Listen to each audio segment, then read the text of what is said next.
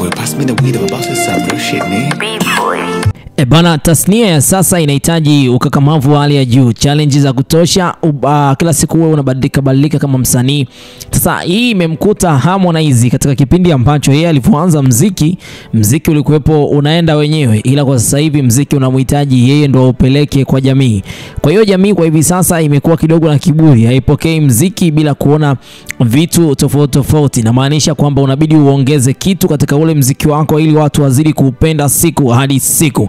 Kwa hiyo Harmonize kupitia ngoma hii ya Me Too ndo ngoma ambayo mpaka kwa hivi sasa ina trend katika mitandao ya kijamii, ikiwa ina maana kwamba ngoma za kwake nyingine zote zilizotoka kwa mwaka huu 2025 basi hazijaweza kufanya vizuri zaidi ya ngoma ya kwake pamoja na Abigail Chams, kwa sababu inasemekana kwamba ngoma hii producer wake Harmonize anasema kwamba ngoma hii Harmonize alimpa Abigail Chams, kwamba Harmonize ilibaki verse moja amalizie ngoma hii, lakini mwisho wa siku bahati ikaangukia kwake Abigail Chams. Na ndio maana ukijaribu kumfuatilia Harmonize, tobo hili anajaribu kuendelea kulishikilia kwa sababu ndo ngoma ambayo inazidi kutoboa kimataifa, lakini pia imezidi kutoboa katika mataifa ambayo basi yeye mwenyewe binafsi hakuwahi kuwaza kama ngoma hii ingeweza kutoboa katika mataifa hayo. Pamoja na haya yote, inazidi kuonekana kwamba nyimbo hii ya Me Too ndo nyimbo ambayo ina manufaa kwa mwaka huu ambako anaenda kutoa albamu yake mwaka 2025, kwa sababu ukitoa nyimbo moja ikabeba albamu nyingine nzima,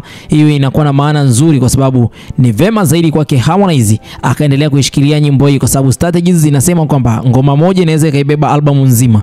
Na kama unavyojua nyimbo ya kwake finally ya kwake Harmonize haijafanya vizuri katika nchi ya Tanzania mpaka kwa hivi sasa, japo challenges zimekuwa nyingi mtaani, mpaka Angel Nyigwa anafanya challenge ya final, lakini bado ngoma bado inaonekana kwamba sio ngoma ambayo ni kali kwa jamii. Kwa hiyo ana kazi kubwa sana ya kufanya Harmonize ili kuweza basi kufix jambo hili, na ndio maana ameamua kurudi tena katika ngoma inaitwa Me Too ili kuweza basi kufanikisha jambo lake. Akitakapo release album basi watu wa mark wawe kama vile ndio anajaribu ku link between Me Too pamoja na albamu yake ambayo inaenda kutoka muda sio mrefu.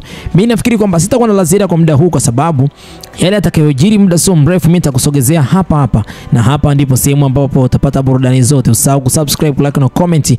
Hii ni Harmonize News, kituo cha burudani. Bye bye for now.